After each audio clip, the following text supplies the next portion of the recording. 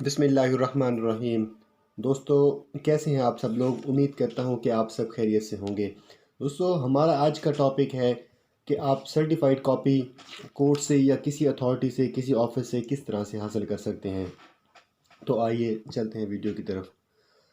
उसके लिए एक प्रोसेस है कि आपको एक एप्लीकेशन अब फिल करनी होती है, जिसको नकल फार्म कहा जाता है।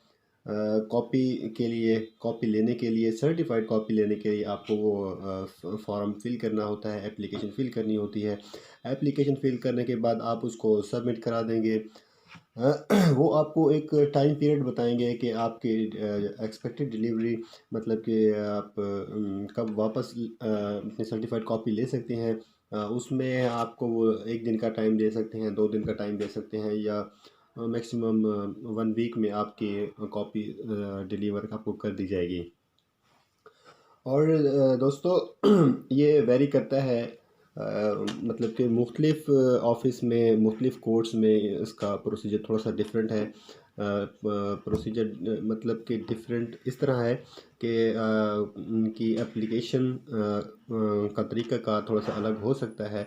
एप्लीकेशन का प्रोसीजर अलग हो सकता है, मतलब कि फॉर्मेट एप्लीकेशन का अलग हो सकता है।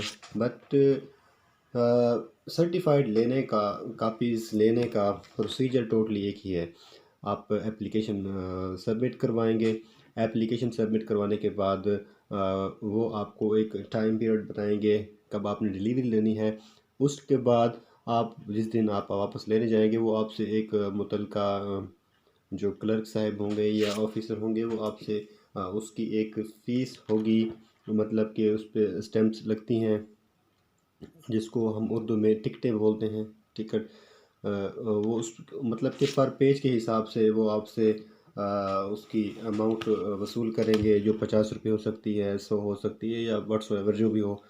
वो आप उसको पे करने के बाद आप उसकी सर्टिफाइड कापी आप उससे ले सकते हैं।